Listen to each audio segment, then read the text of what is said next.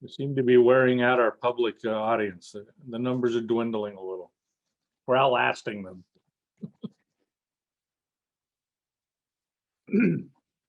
All right, folks, I think it's 6:30 by my clock. We're going to go ahead and call to order the January 25th meeting of the Citizens Independent Redistricting Committee.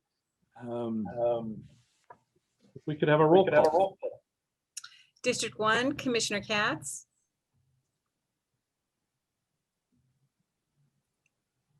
Present, right? District 1. Present. District 1, Commissioner Twibell.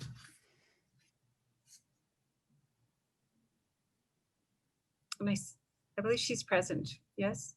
Yes. Yes. Yes. Can you District, hear me? there we go. Yeah. District 2, Commissioner McClintock. Present. District 2, Commissioner Turley. Present. District 3, Commissioner Bradley. Present. District 3, Commissioner Hudley. Present. District 4, Commissioner Gray. Present. District 5, Commissioner Rios. Present. Member at Large, Commissioner Olmedo. Present. And District 5, Chair Morris. Present. Before we go to public comment, and we'll explain how that works here in just a moment. Commissioners, if it's acceptable, I would like to recommend we move items 9, 10, and 11 prior to number 7. So between items 6 and 7, I'd like to do our closed session and the report out from that. That's acceptable. Very good. So Alexander, I apologize. That might mean you're waiting just a little longer this evening for your part. Ms. Tilton, could you explain how public comment will work and let us know whether anybody is asking to speak? Yes, today's meeting is remote virtual only through the Zoom webinar information identified on the public agenda. The meeting is being recorded and will be available for viewing on the internet at www.countyofsb.org/redistricting.sbc. Public participation during the meeting can only be done through the Zoom webinar link or by calling the phone number provided on the agenda. For those using the Zoom webinar link, please indicate that you wish to speak during public comment by selecting the raise your hand feature, and staff will know to call on you. When called upon, please state your name for the record. Attendees by phone can raise your hand by pressing *9. When it's your turn to speak, we will announce you by caller ID or your phone number. When called upon, please state your name for the record. We reserve the right to mute a microphone for profane, harassing, or offensive language, or for speaking beyond the time limit set. The time limit for public comment is set at 3 minutes. Recordings of the commission meetings, agendas, supplemental materials, and minutes of the commission are available on the internet at the same redistricting webpage cited earlier at www.countyofsb.org/redistricting.sbc. Well, she's looking to see who's lining up. I would just remind the public, we will take public comment before major agenda items. So if your comments relate to a specific item later in the evening, you can certainly make your comments then. Anyone asking to make comments now? And we have a request to speak from Lee Heller, followed by William Conlon. Good evening, Ms. Heller. Your streak remains alive. Good evening, Chair Morris and Commissioners. I aspire not to break it. I want to begin by actually thanking you all. I looked at the week's calendar. You have 3 meetings this week. You are heroic in your commitment. So I want to express my gratitude to you for that. I did also notice that an RFI appears to have gone out for demography services. So I hope at some point there will be an explanation for that. I see Ms. Anderson is in your midst, so perhaps she'll explain that.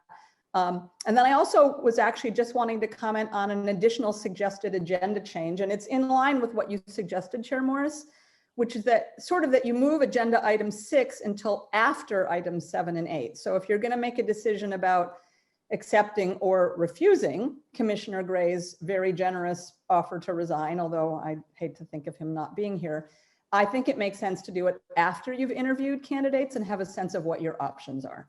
So those are my comments for non-agendized public comment. And thank you. Thank you, ma'am. The next speaker is William Conlon, followed by Nadia Lee Abushanab.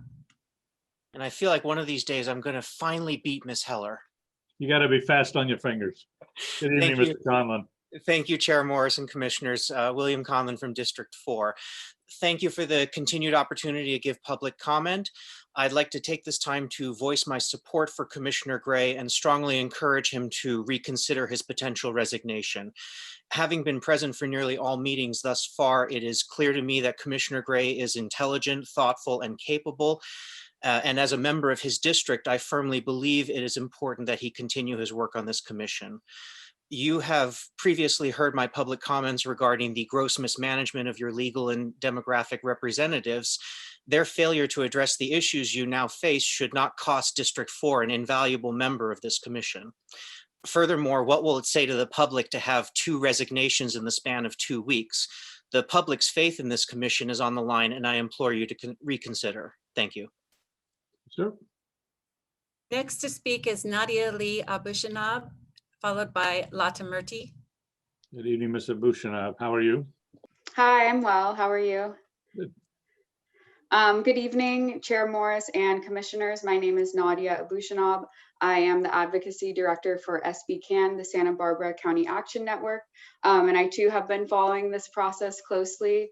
And so I noticed that you posted the RFI for demographer services. So I just wanted to say thank you for listening to people's comments about that. And also I noticed that it wasn't on the agenda. And so I just wanted some clarification about the process for that. It looks like the due date would be February 1st. So it's a pretty quick turnaround for that request. So yeah, I just wondered if that will be talked about at this meeting or maybe one of your other 2 meetings this week. Yeah, that's it. Thank you. Thank you, ma'am. The next speaker is Lata Murti, followed by Janet Blevins. Good evening, Dr. Murty. Good evening, Commissioners. I am addressing you tonight as a member of the public and a citizen of Santa Barbara County who still takes a great interest in the Commission's decisions and work, although I resigned from my position as a 4th District Commissioner. I'm calling to echo what others have said before me, particularly Lee Heller. And I would also like to recommend that you postpone any discussion, deliberation, or possible action regarding item 6, which is 4th District Commissioner Gray's offer to resign, until after item 7, that is after interviews of applicants to fill the current vacancy in the 4th District and after public comment regarding these interviews. Ideally, discussion, deliberation, and any possible action regarding Commissioner Gray's offer to resign would take place in conjunction with item 8. And I believe it would be difficult to make a fully informed decision regarding Commissioner Gray's offer until after tonight's interviews of applicants who would be representing the same district that Commissioner Gray currently represents. Thank you very much. Thank you. The next speaker is Janet Blevins, and I see no other hands raised after Ms. Blevins. Great. Ms. Blevins, welcome.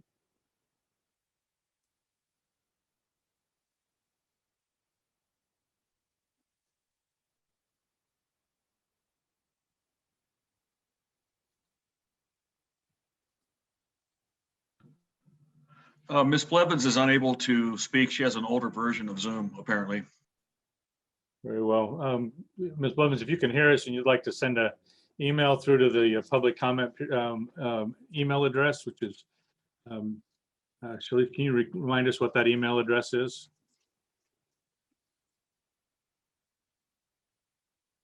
You're on mute as well, ma'am.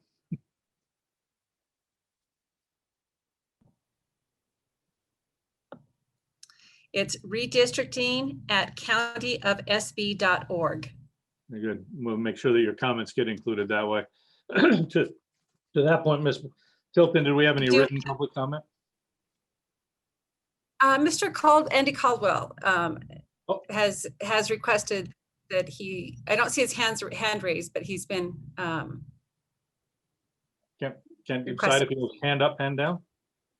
it's not up for 1 second and I don't see it up now, but I think we can still manage. Andy Caldwell. How are you, Andy? Hi there. I don't know, my computer says I have a raised hand. Anyway, thank you for that. My question to the board is, or commission, is whether you would consider having your closed session at the beginning of your meetings or the end.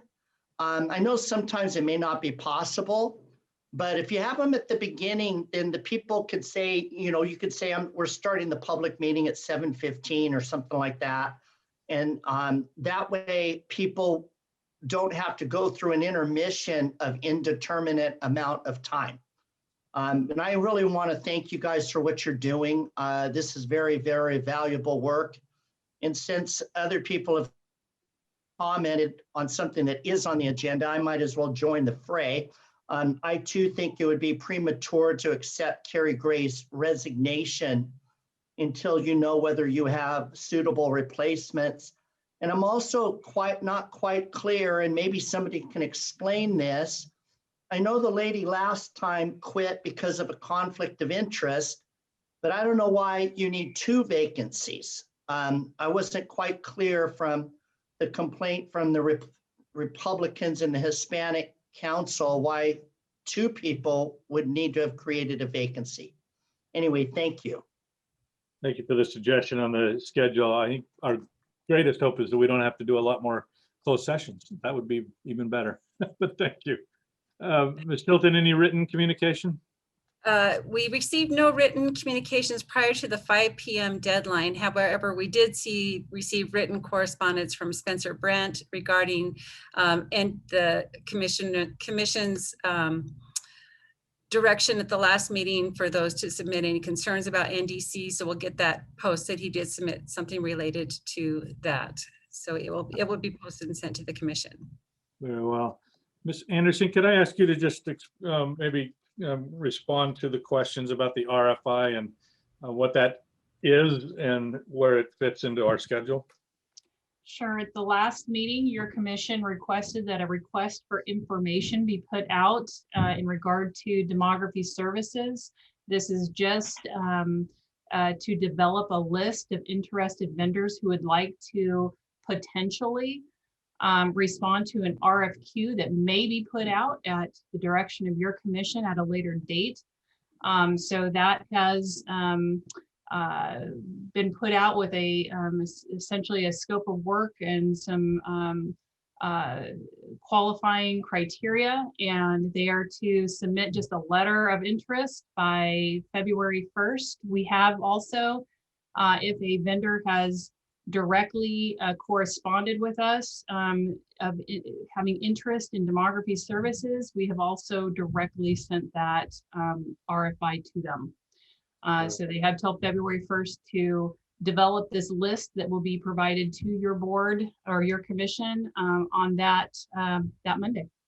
Very well. And then just for further clarification, this is there is no agendized item on this meeting or a future at this point to make a change. We're simply developing a list of candidates such that if the commission chose to move in that direction, we'd be able to do so more expeditiously. Correct.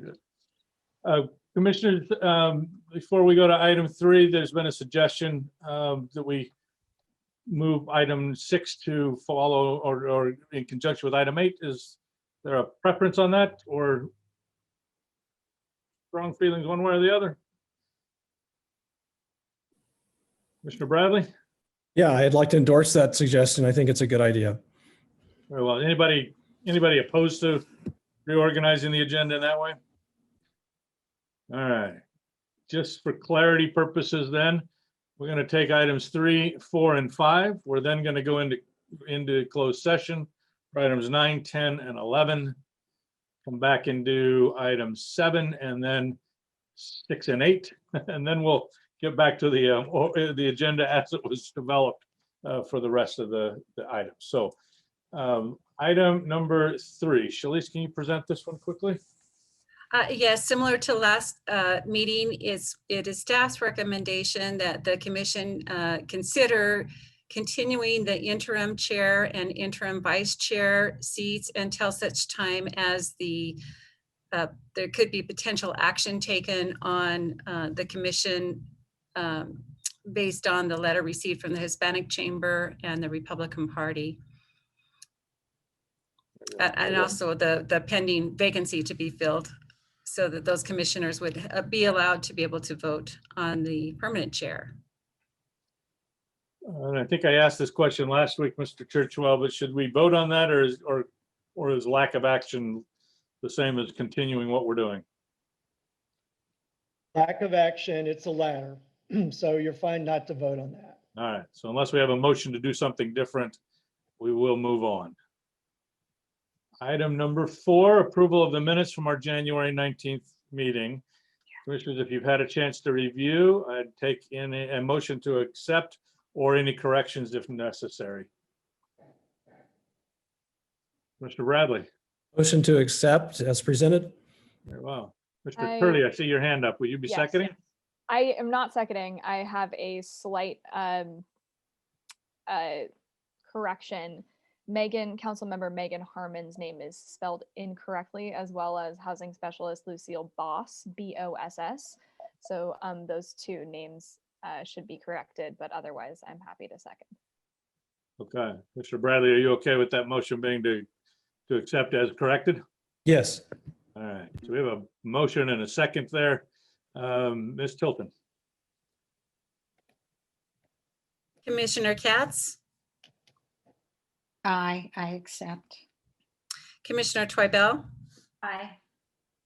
Commissioner McClintock, Aye. Commissioner Turley, Aye. Commissioner Bradley, I to approve. Commissioner Hudley, Aye.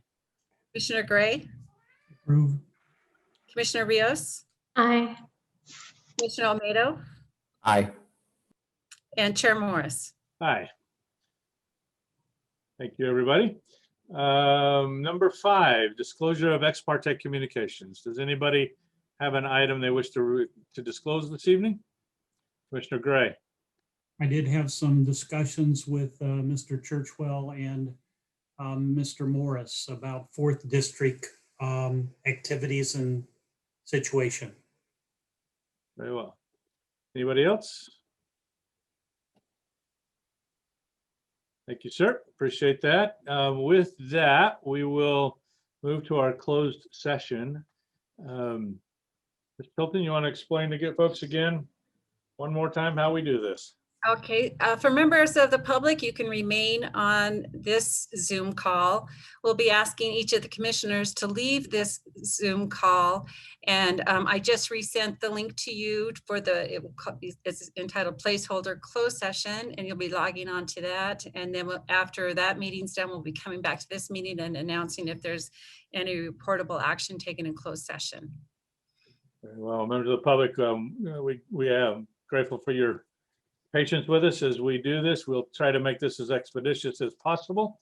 And we will then recess for closed session. Commissioners, we'll see you on the other link.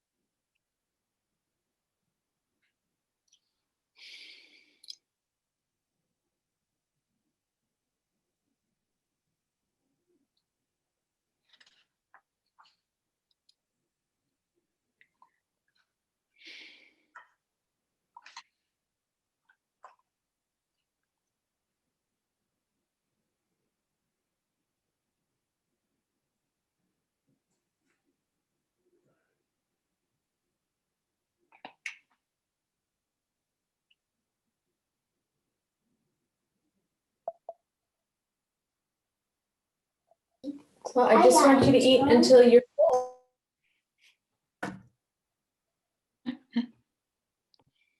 we're all back now. Again, appreciate the patience of those of you in the audience. Before we reconvene, I just want to mention one item. I failed to acknowledge our interpreter from the county staff who's with us again this evening.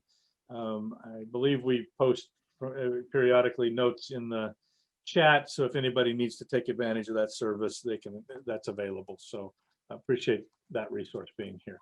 Let's reconvene the regular meeting. And Mr. Churchwell, anything to report from closed session? The commission made no reportable, took no reportable action in closed session tonight. Good. Okay, so which also I think means that there's no action to be taken at this moment on item 11, the discussion of possible action regarding the complaint letter. Is that correct? That is correct. That brings us back now to item number 7, which is the applicant interviews for replacement position or positions on the commission. As we set up to do that, I want to just make clear to the members of the public who is being interviewed and who is not this evening. Based on the direction of the commission at our last meeting, 3 individuals were invited to participate in this selection process. They included Mr. Bray and Mr. Pierce and Ms. Ochoa, all from the 4th district. Earlier today, Mr. Pierce communicated that he was withdrawing his name from consideration, leaving us with 2 candidates for being interviewed or being considered this evening. We also agreed that because Ms. Ochoa had been interviewed previously by the commission during the first round of appointments, that we would not have her do that again, but the commissioners were asked to review her interview from the video recording of the prior session. That was also in the packet. So we'll be referring to her video as if it were her interview this evening. That means that we have 1 candidate that we need to interview at this time, and that is Mr. James Bray. So if we could promote him over to the panelist side of the house, we will begin. Mr. Bray, good evening. You could unmute. Very well. Mr. Bray, could you take just a quick moment and introduce yourself to the panel? And then we've got a series of 5 questions that different members of the commission will pose to you. We'd ask that you keep those responses to about 3 minutes per question. That's kind of the time frame we're shooting for. So if you take just a moment and briefly introduce yourself to the panel, please. Sorry. Thank you, Commissioner Morris. Commissioners, it's an honor to be invited to be here tonight. My name is Jim Bray. My wife and I live here in Orcutt. We've lived here for 26 years. I am retired. I spent 42 years in the oil and gas industry. 24 of those 42 years were spent here in Santa Barbara County. I was also a retired Army Lieutenant Colonel, having spent a total of 28 years in active and reserve service. And we have 1 son who is a middle school teacher down in Torrance, and he is a infantry company commander in the Cal Guard.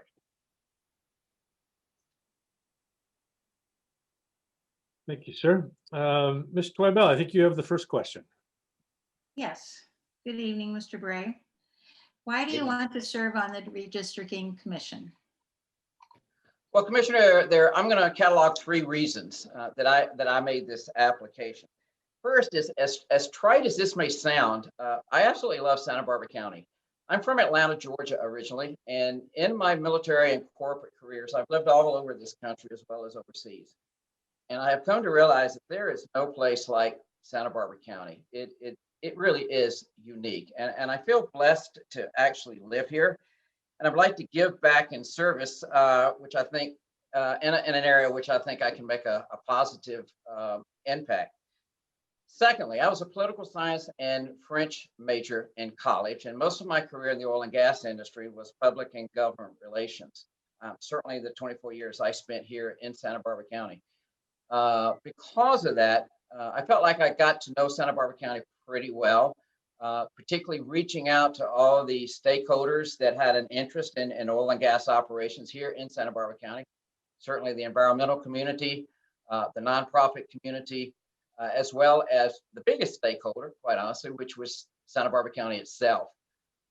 I worked extensively everywhere from the office of the CEO through the board, through the planning commission, certainly planning department, down to county fire, county OES, and the SSRC, which was under the jurisdiction of the planning commission. So through all of that and my work with the stakeholders that had an interest in my industry, I felt like I got to know the county and the county government pretty well, which I hope would be a positive impact for this commission. And third, I take public service very seriously. My dad was a county commissioner for many years back in Georgia. I loved watching him serve his community. And through his example, I did my service in the military for 28 years, but also here locally, serving on several nonprofit boards and as a community volunteer. And this commission is just an opportunity, hopefully, to continue serving. Thank you. Thank you for joining us today. My question is, given the commissioner's initial 5 members and what you know about their backgrounds and skill sets, could you highlight elements of your personal background, experience, skills, and knowledge of Santa Barbara County that you think will add to the overall diversity of the commission? Thank you, Commissioner. Yes, I have looked at the bios of all the commissioners. Pretty impressive, but quite honestly, pretty intimidating. There's such a great broad experience here of the commission. As I mentioned in number 2, reason for my making the application above is because I felt like I truly have a good understanding of the community, not only from the civilian standpoint, but also from the government and the way that the government works as well. But also as a PR professional for most of my career in that industry, I think I learned some important things that are an important skill set for this commission. First of all, is listening. I think that's key, to be able to listen, to be able to compromise, to be able to honor other people's opinions, which I think is a really important skill set that would be needed on this commission.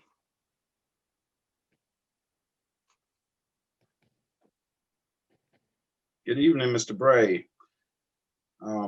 How would you help the community, how would you help the commission to draw lines that promote communities of interest? Thank you, Commissioner. That's an interesting question. I gotta be honest. One I've had to think a lot about. I'm sure there's state statutory guidance on what a community of interest is, as well as policies and procedures. But I think one of the key jobs of this commission is through its work, through its listening, through being out, is really understanding what the community interests are. Also, I think that'd be kind of the fun part of this commission, is getting out there and truly understanding what these community of interest are and how they fit into the big pie that is our Santa Barbara, that is our Santa Barbara County. Because I think only then, if you understand these communities of interest, are you really able to make a really correct and fair assessment of the new districts.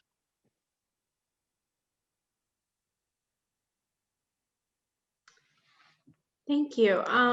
So for the 4th question, first of all, thank you for joining us today. Can you describe a project or other experience in which you had to collaborate with a group of individuals in order to reach a common goal? When you disagreed with others, how did you handle those disagreements? Thank you, Commissioner. I'm going to use 2 examples that I think hopefully will address this question. Number 1, and Commissioner Almeida will hopefully appreciate that, being military himself. I was a Special Forces officer when I was in the Army, and part of the mission of the Special Forces is foreign internal defense.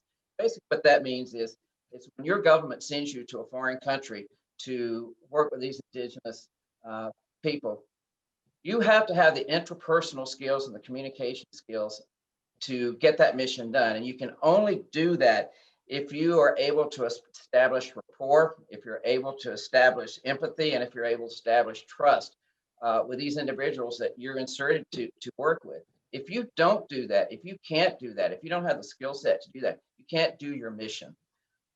Specifically for me, this was brought home when I was mobilized to Bosnia-Herzegovina in 1997-98. Because of my language background, I was attached to the French Army, specifically the deputy commander of NATO, who was a French two-star. And you can imagine, you know, the one lone American on the French staff, all the jokes, you know, big American, big stick, haha.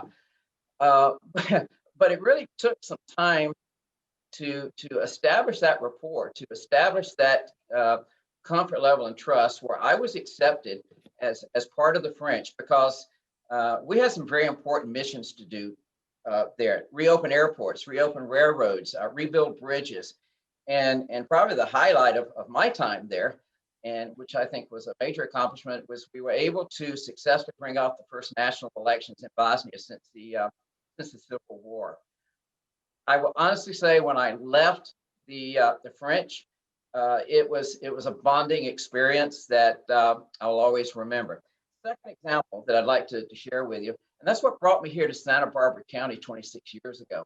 And that was a contamination problem that my company had caused in Avila Beach and Guadalupe Beach. This was a very serious issue. And when I hit the ground here, I was not only the face of the company, but there was a tremendous amount of anger, of hostility, certainly no trust of my company when I hit the ground.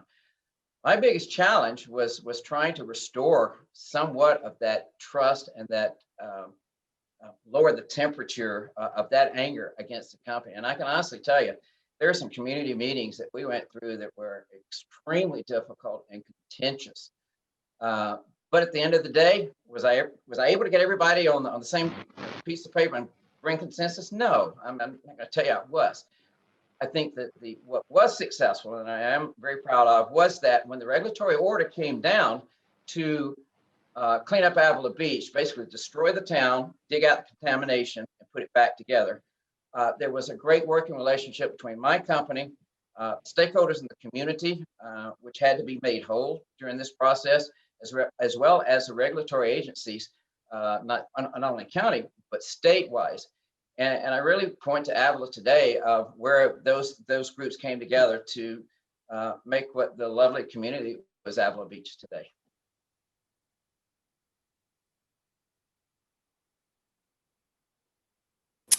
Thank you, Mr. Bray, and thank you for your being here tonight, for your continued service, sir. I have the final question of the evening. How do you think the commission should address the problem of public education and outreach on redistricting to help encourage broad participation in the commission's work? What are some ideas you have for the commission to solicit public input on the redistricting process and methods for public outreach to ensure transparency? Thank you, Commissioner Olmedo. I think it's important that you first realize who your audiences are. For instance, here in Santa Maria, and I imagine probably down in Isla Vista as well, the demographics skew very young. So that is not a demographic I think is going to snap open the Santa Maria Times or the Santa Barbara News Press every morning to get their facts and figures. They go to social media. So I think social media has got to be a key component of this outreach effort to various audiences, certainly in Spanish. I think that's certainly a very important key part of it. As a language major myself who struggled with a second language constantly, I think it's very important that we be very, very mindful of that when we communicate to the Spanish-speaking community. Number two, in looking at the bios of the different commissioners, and several of the applicants mentioned this before, and I absolutely agree that each commissioner has your own network of constituents, your own business colleagues. So I think it's key that each individual commissioner reach out to their individual networks to solicit, to listen, to hear what the concerns are, and also let them know, hey, I'm a member of this commission. I really would like to know what your concerns and issues are. And number three, and this was mentioned before, and I absolutely agree about a couple of candidates, that I think it's important to reach out to community organizations. But to that, I will also add, I think it's important to reach out to the service organizations as well, because many people in this community belong to service organizations because they love the community and they want to help the community and want to be part of community service. So I think it's key to reach out to these community as well as to these service organizations as part of your outreach effort. Thank you, sir. Mr. Bray, again, thank you from the commission for taking some time to join us this evening. We're gonna slide you back over into the audience. We invite you to stay. Don't check out on us yet. We are going to take some public comment here for a moment, and then the commission's going to have some discussion and hopefully make some decisions this evening. So again, thank you, Commissioners. for your Appreciate your willingness time. to serve. And appreciate your time. Thank you. Okay, Commissioner, before we begin a discussion, we'd like to open this to the public for any comments that they would like to make. Again, would remind the public that there are two candidates being considered for potential appointment this evening, Mr. Bray, who you just heard the interview with, and Ms. Amanda Ochoa, who interviewed previously, and the commissioners have reviewed her recorded interview as part of this process. Ms. Tilton, is there anybody who has raised their hand? I don't see any hands raised. Oh, yes, we do have Lee Heller. I was going to say, that seemed a little optimistic. Ms. Heller. Chair Morris and commissioners, you know I couldn't let the opportunity pass. I wanted to begin by saying I get such a kick out of Mr. Bray because he does not know this, but I taught at the university that he attended, and he worked for PXP, and my dad was really good friends with the one-time head of PXP. So it's kind of nice to make those connections. I really appreciated what he had to say. It's pretty obvious that you need to appoint a Republican, and the good news is he seems smart and sensible and has a range of experience. It's nice to have a good choice if you're being forced into a choice. It seems a little premature to discuss what to do with Dr. Ochoa, just because, well, we're in a kind of bind here, right? I mean, Commissioner Gray has been doing incredible service, and I so admire what he has done. I hate to lose him. I also recognize that if you keep him and appoint Mr. Bray, not only do you have Mr. Bray and Mr. Gray, but you have two, I thought you'd like that, Chair Morris. You have two older white men representing a district that has more diversity. So I'm really torn. Ms. Ochoa is highly qualified, but I really hate to lose Mr. Gray. So I'm not offering you very useful advice here. I will say the only other challenge with Mr. Bray is that isn't he a former president of the Santa Maria Valley Chamber? So there's a little duplication with you, Chair Morris. So you two are going to have to behave yourselves. Anyway, that's just the dilemma that I think you're faced with, but I really appreciate Mr. Bray and the very intelligent comments he had to offer. Thank you. Thank you. We have a request to speak from William Conlon. Good evening, Mr. Conlon. Welcome back. Foiled again by Ms. Heller. Just echoing what she says, I agree wholeheartedly. Mr. Bray sounds more than qualified, but I think it would be a terrible mistake to lose somebody who's already been on the commission from the start, who's demonstrated, exemplary handling of the commission, and has just truly been a great addition to the commission. As a member of this district, I just would be really disappointed to see Commissioner Gray leave. If it does come down to it, then I think Mr. Bray is more than qualified.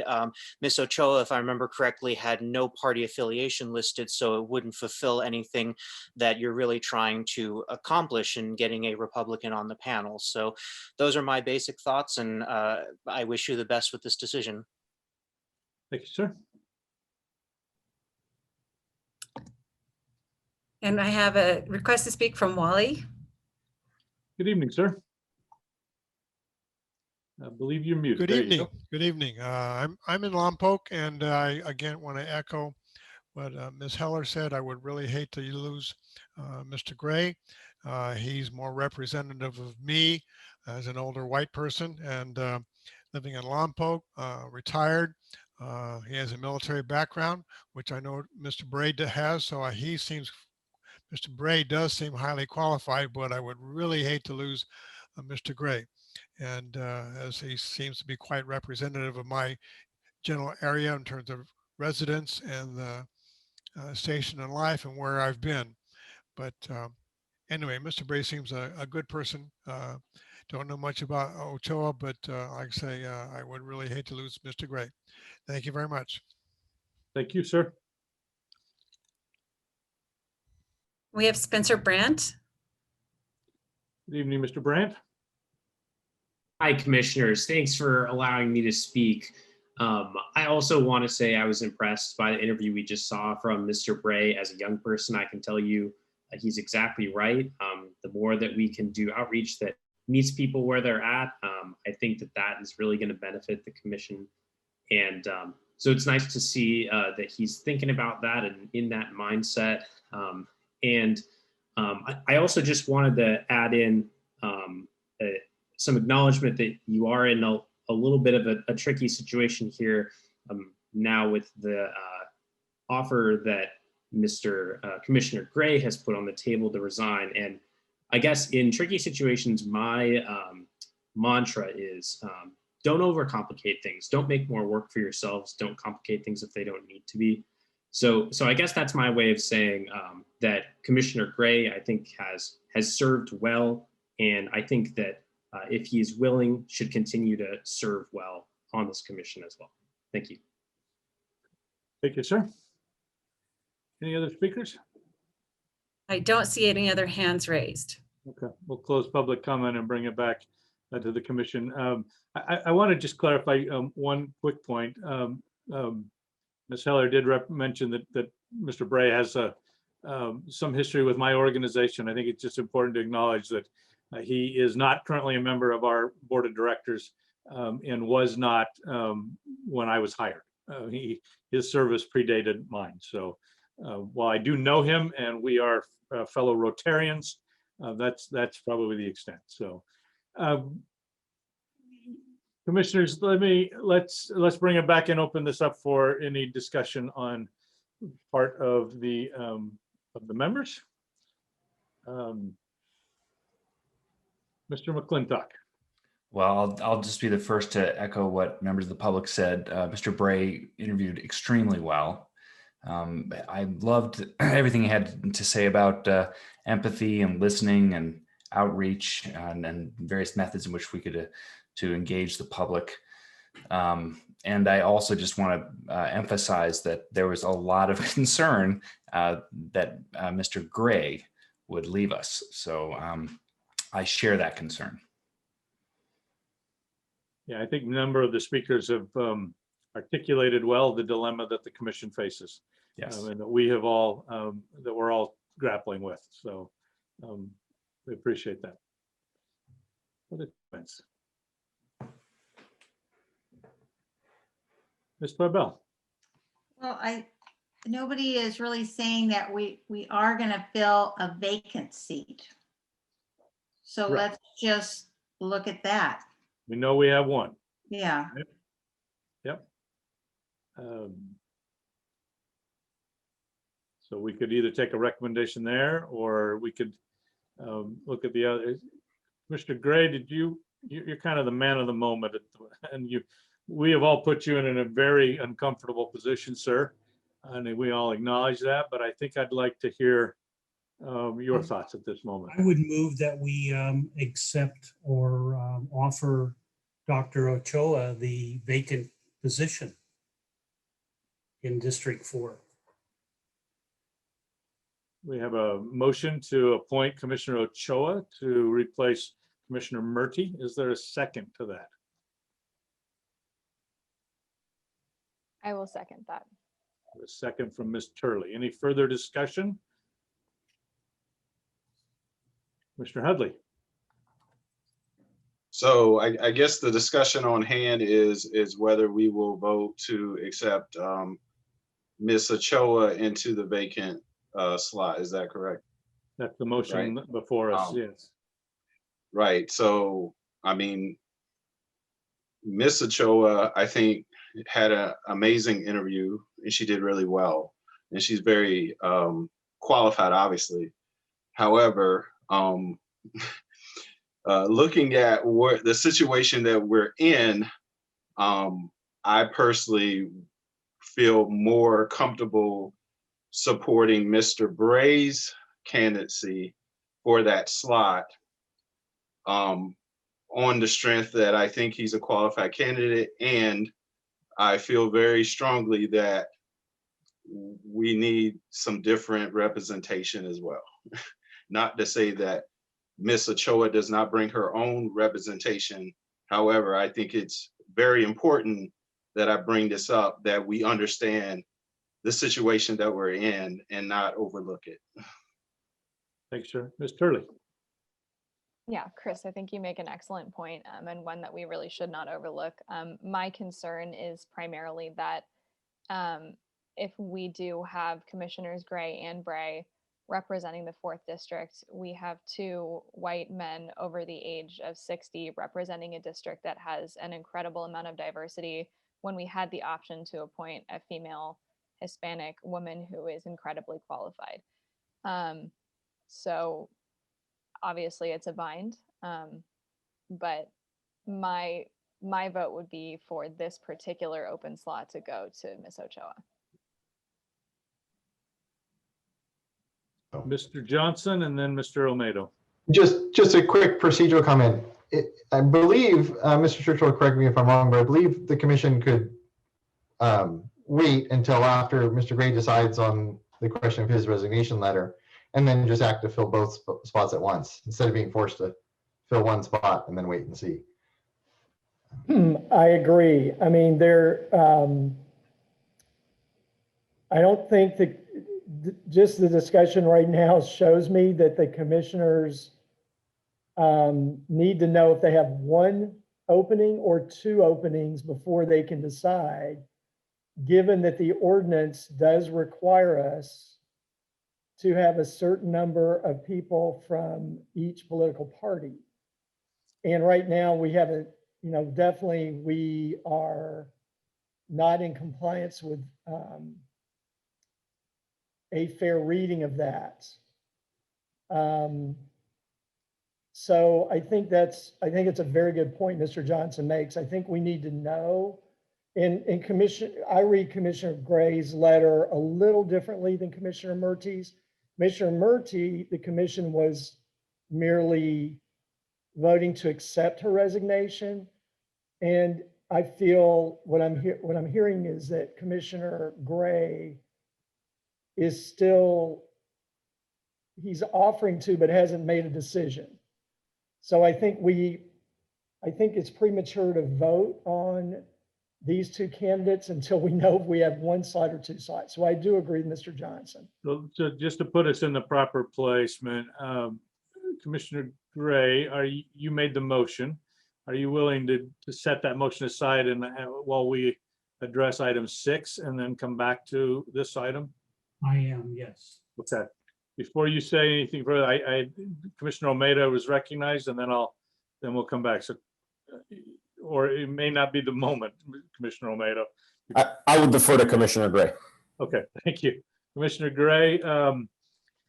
Item 6 is a discussion about your letter and offer to step aside from the commission. Do you want to address that any further at this point? I do. I was hoping that the commission could pick Dr. Ochoa and then I would make my statement, but I'd be more than happy to make it now. Okay, I've known Jim Bray for decades, literally decades. We've worked on many projects together. He's intelligent, he's articulate. In fact, we're perfect clones. We've had a long commitment to community service. We have a military background where we've had to do technical analysis. He's retired from civilian industry, so he has plenty of time to serve on the commission. And so based upon his interview and Dr. Ochoa's, I'd like to formally change my offer to a formal resignation. Well, I don't know that saying thank you is the right response to that, Carrie, but thank you. First of all, thank you for being willing to serve in the first place, and for being the commissioner early on who identified some of these issues that we're dealing with now. Perhaps had we paid closer attention to your graphs and your charts, we would be in a different moment tonight. Just think of it as you're trading a gray for a Bray. How can you go wrong? One letter, right? Commissioners, any response before we move on to that? Ms. Katz. I hope it's okay for me to say that I'm really quite upset about it, and really thank you so much for making that resignation offer. And it was wonderful to work with you. And I hope to meet you when we all get together. Yep. Commission. Mr. Romero. Yes, sir. Thank you. I just want to express, gratitude for Commissioner Gray for his selfless service and for his example and for jumping on the proverbial grenade, for not only the commission, for the county. And I don't see Commissioner Gray as going away. I see as we have an ally who understands the system when we talk about these additional committees and reaching out to the public. So I look forward to continue to work with Commissioner Gray to make sure we achieve success. So thank you, sir. Thank you. Mr. Hudley. Yeah, I just want to echo that as well. I think Commissioner Gray, you've been outstanding, and I've admired you from afar. And I definitely think that you are the epitome of what it means to be, an American patriot. And thank you for everything that you've done here. And hopefully we can uphold the mantle and meet the expectations that you've laid in front of us. Thank you. Carrie, one just final comment thought that I'll make, and I'll share this with your permission.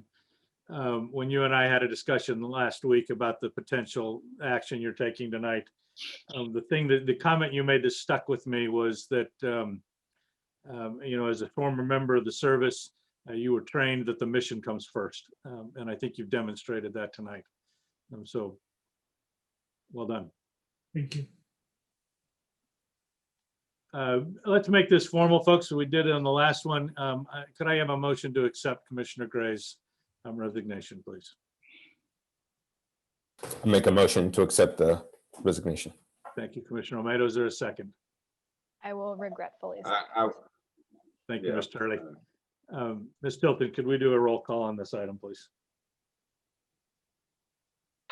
Commissioner Katz. I guess. Commissioner Twiebell. Aye. Commissioner McClintock. Aye. Commissioner Turley. Aye. Commissioner Bradley. Reluctantly, aye. Commissioner Hudley. Aye. Commissioner Rios. Aye. Commissioner Olmedo. Aye. And Chair Morris. Aye. Motion Thank you again, carries. Commissioner. Appreciate that. Okay, with that, let's take up again item number 8, discussion, deliberation, and action regarding commissioner appointments from the 4th District. We now find ourselves with 2 openings. And we have a hand raised to speak. So let's take that. Who's our sorry. speaker? Now the hand went down. Gail Teton Landis. I'm not sure if you still desire to speak. Raise your hand. Okay, I think I don't see a hand raised, so. Okay. So commissioners, to put us in the proper posture, I welcome a motion.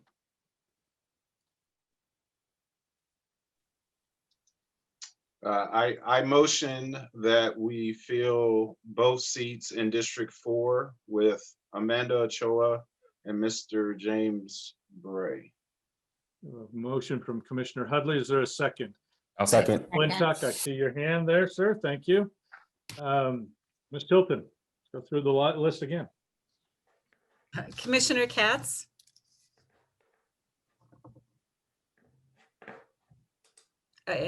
was that an aye? Yes. Yes, it was. Aye. Commissioner Twibell, Aye. Commissioner McClintock, Aye. Commissioner Turley, Aye. Commissioner Bradley, Aye. Commissioner Hudley, Aye. Commissioner Rios, Aye. Commissioner Olmedo, Aye. and Chair Morris. Aye. Motion carries. Very well. So, folks, we're going to pause the agenda for just a moment, and let me reintroduce Miss Alexander here from the county. She is the county clerk, and let me ask our staff if they would invite Miss Ochoa and Mr. Bray to this side of the Zoom window, and we're going to take care of their swearing in so that they can participate in the rest of this evening's meeting. So, Miss Alexander, I'll turn it over to you.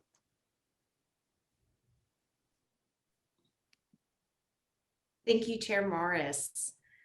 All righty, if I could please see Amanda Ochoa and James Bray, thank you. Will you please stand and raise your right hand and repeat after me? Oh, I'm sorry, can you please unmute yourselves? Thank you. I state your name, do solemnly swear. I, James H. Bray, do solemnly swear that I will support and defend the Constitution of the United States the Constitution of the United States and the Constitution of the State of California and the Constitution of the State of California against all enemies, foreign and domestic, against all enemies, foreign and domestic, that I will bear true faith and allegiance that I will bear true faith and allegiance to the Constitution of the United States the Constitution of the United States and the Constitution of the State of California, and to the Constitution of the State of California, that I take this obligation freely that I take this obligation freely without any mental reservation without any mental reservation or purpose of evasion, or purpose of evasion, and that I will well and faithfully discharge and that I will well and faithfully discharge the duties upon which the duties upon which I am about to enter. I am about to enter. Congratulations to the both of you. Thank you very much. Thank you. Thank you, Thank you. commissioners. Congratulations, Commissioner Ochoa.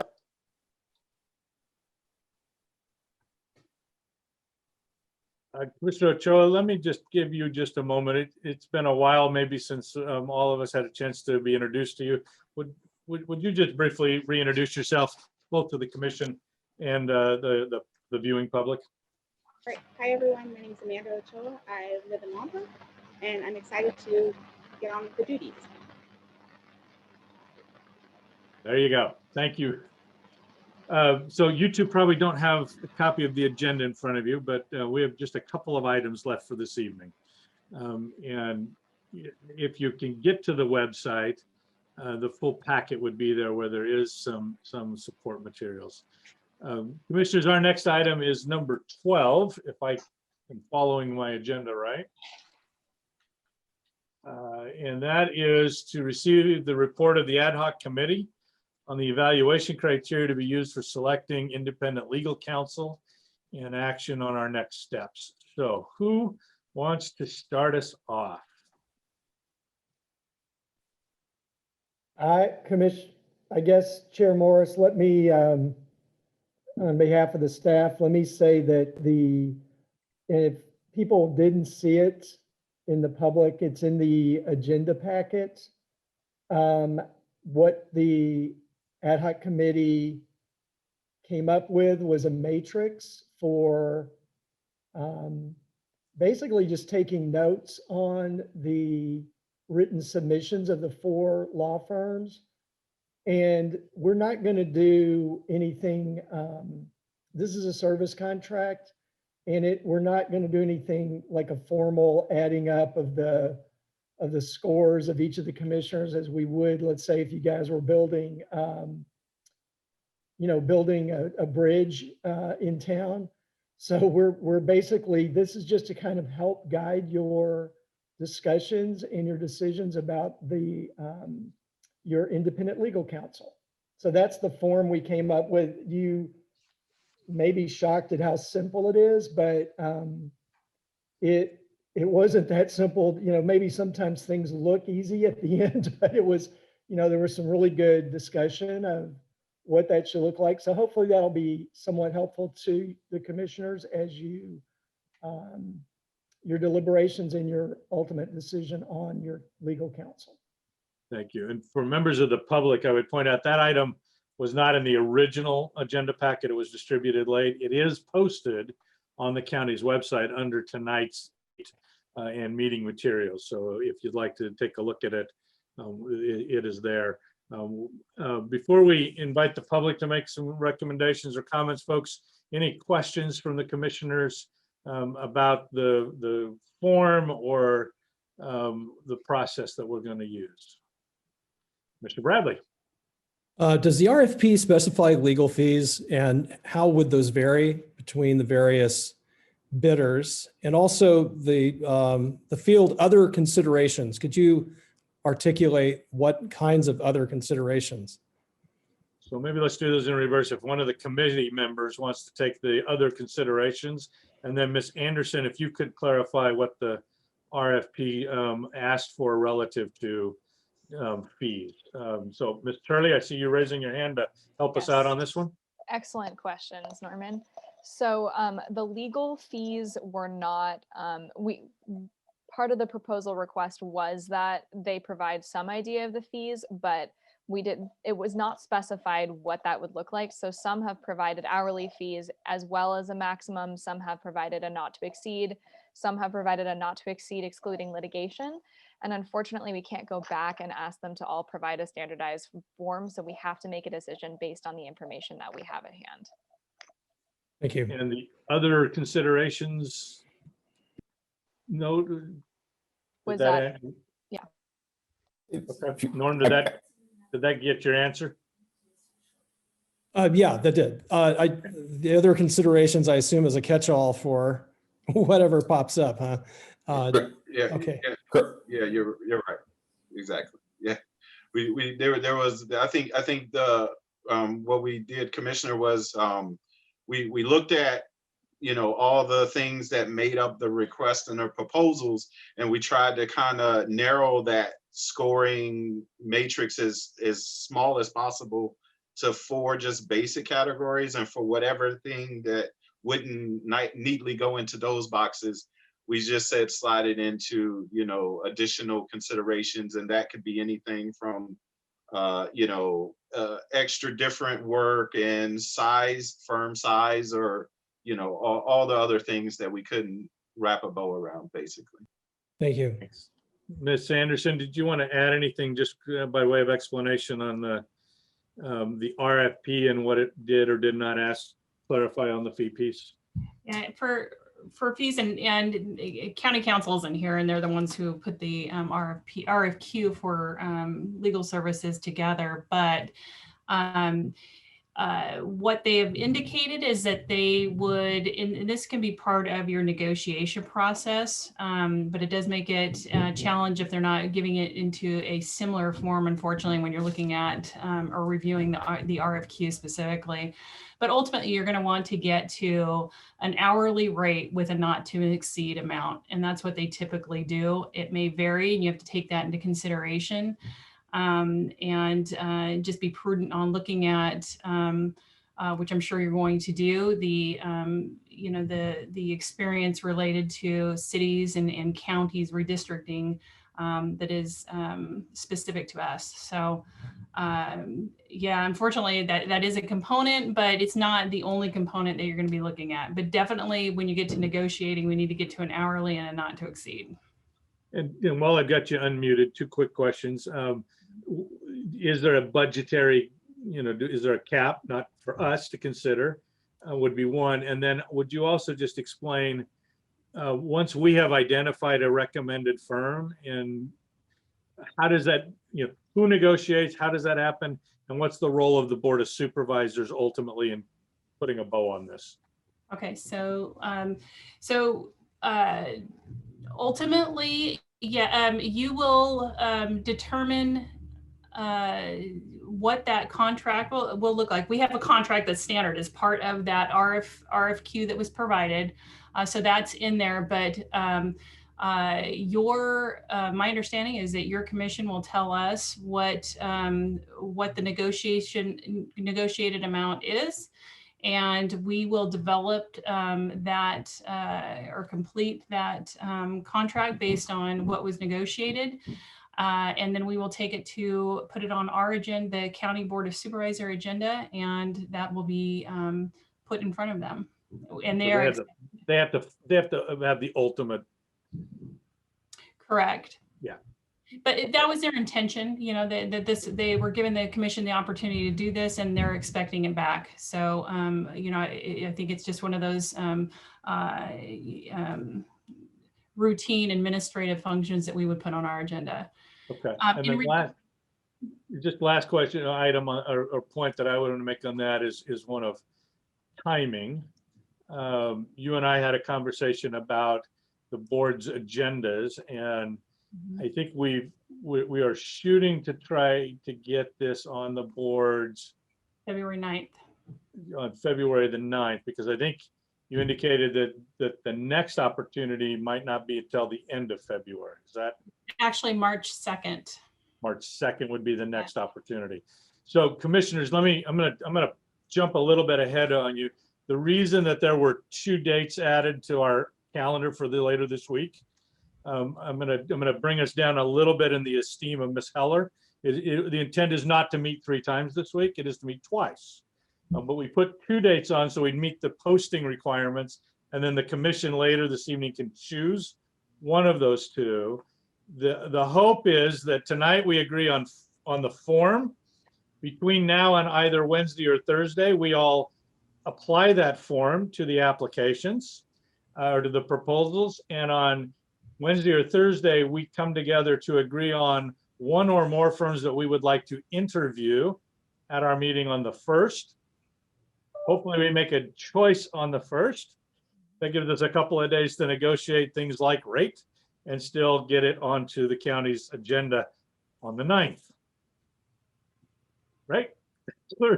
So with all of that now out there, any other questions from the commission?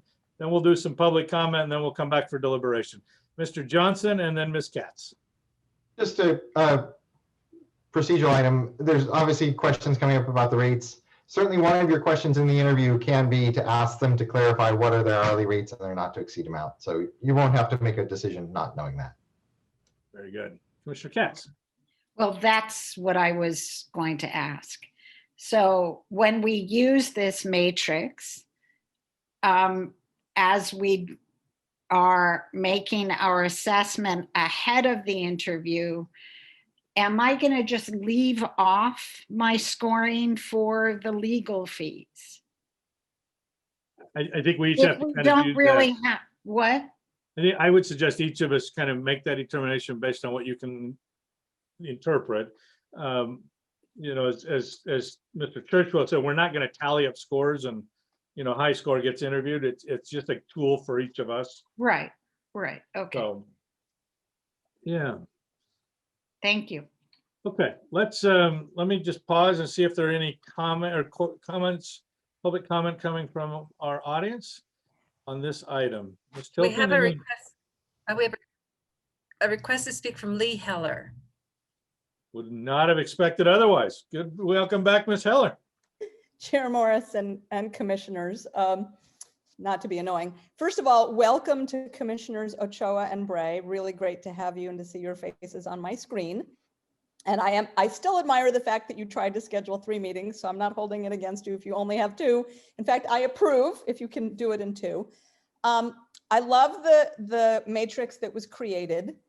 I would suggest a couple of things. One, and it could be an additional consideration, but the question of conflict of interest, my understanding is that Nielsen Merksimer do have a conflict, although it may not be a legal and technical conflict, but having to do with one of their associates contributing to county supervisors' campaigns.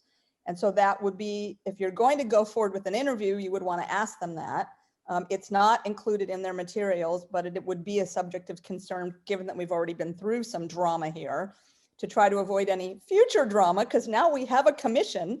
And the other question or refinement to the question of personnel might be to look at the experience and age and time in office of the personnel that they are proposing to assign. I did notice that one of the firms was looking to assign a bunch of very junior attorneys.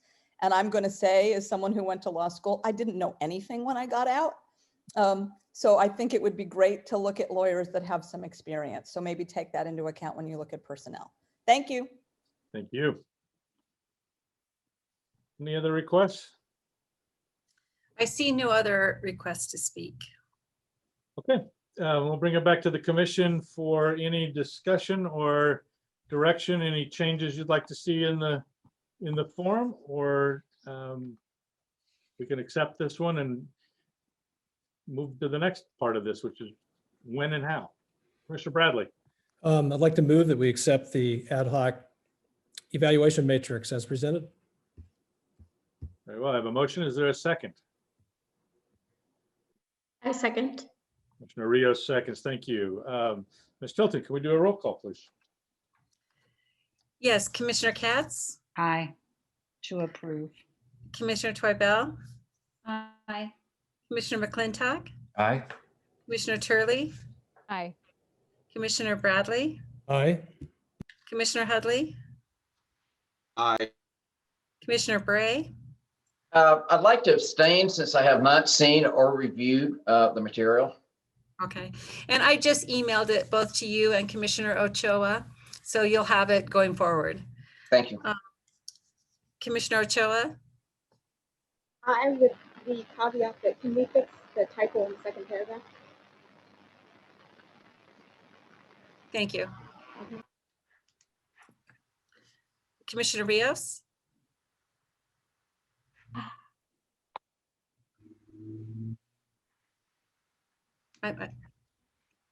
Commissioner Rios, yes? I'm sorry, I must be, and Commissioner Almeida, Aye. motion carries. Well, thank you, folks. Well, let's address the timing of the meeting, our next meeting, which will be the next step in this process, and then we'll come back to item 13. I believe, Commissioner Almeida, that you had notified us you have a conflict on one of the two evenings, so maybe we'll let you start this discussion. Right, yes, sir. So I am free on the 27th, Wednesday, the 27th. Let me just confirm that on my calendar. Make sure I'm not confusing those dates. So Wednesday, 27th. Yeah, I have prior commitments with the Navy on the 28th that I can't get out. Okay. Let me ask this as a way to kind of move us along. Is there anybody who could not meet on Wednesday evening? And again, I think as a pattern has become, we're looking at a 6:30 start time. Hopefully this will be a fairly short meeting, but okay. Looks like we have consensus then that we will meet next on this item on Wednesday at 6:30. We will then cancel the meeting for Thursday. And again, the agenda for the meeting on Wednesday will be to determine which one or more of the firms to interview on the following Monday, and then any final, hopefully final, or any additional discussion around our legal item. So those would be right now the only two items on Wednesday's agenda. With that, item 13,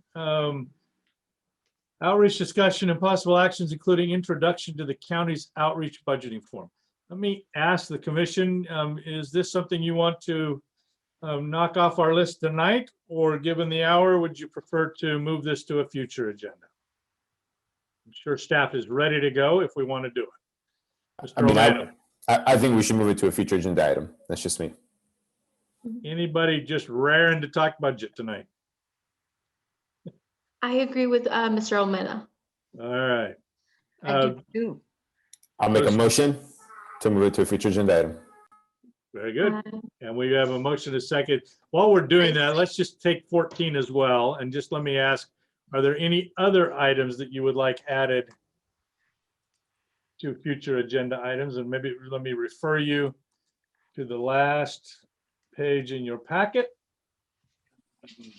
Mr. Chairman, while people are looking at that, just one staff note on this. For February 1st, we do have confirmation that we will have the 2 speakers talking about the census complete count and issues of the undercount. Ms. Marsano from UCSB's Office of Student Life, Civic and Community Engagement, who is on the County Complete Count Committee. And thanks to her, she connected us with Victor Espinosa from the from MECOP, which is I'm probably going to mispronounce this, but Mixteco in Indahena Community Organizing Project, who was active on the complete count efforts to make sure all the farm workers are counted. So they're both booked and they will both be here on the 1st. Okay. So commissioners, if you're looking at that upcoming agenda items, what's labeled first upcoming meeting will be this Wednesday. Second upcoming meeting would be February the 1st. So we'll have the complete count presentation. We will also have interviews and decision around legal counsel. So we could add this either the second or a yet future item. Is there anything else that you'd like to see on, say, the next 2 to 3 agendas now through the end of February? Let's tackle that time frame. Mr. Olmedo and then Ms. Rios.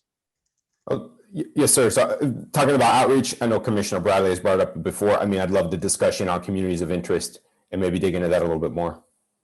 Okay. And Ms. Rios? We don't have our March dates on the calendar yet, right? I think that's something we'll eventually discuss.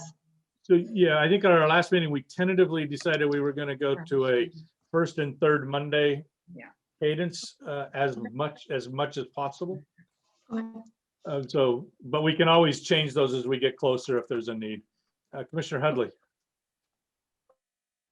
Yeah, I guess I have a question, but obviously I think it'll be answered in the future, going off of what Commissioner Almeida said about, we're talking about doing the community outreach, and I know we've had discussion about the ex parte communication. So I'm just curious, but how is that, filling out form on ex parte going to work if we've already established, I think in some sense, that we all would probably be doing some form of social media? And so how does that really work?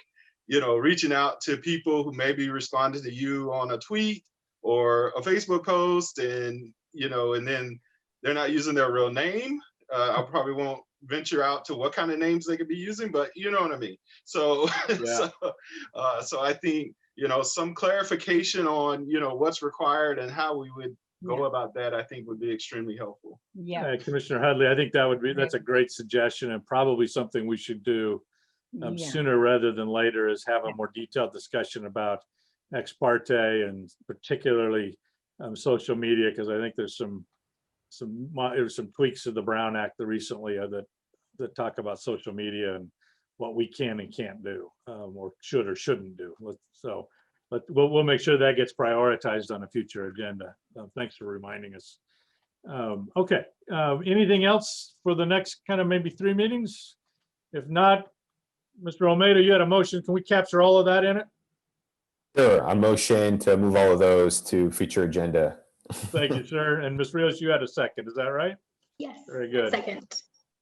Ms. Tilton, can we tidy that one up? Commissioner Katz, Aye. Commissioner Twibell, Aye. Commissioner McClintock, Aye. Commissioner Turley, Aye. Commissioner Bradley, Aye. Commissioner Hudley. That was an aye. Okay, Commissioner Bray, Aye. Commissioner Ochoa, Aye. Commissioner Rios, Aye. Aye. Commissioner Olmedo, Aye. and Chair Morris. Aye. Motion passes unanimously. Thank you. All right. Unless anybody has something for the good of the order,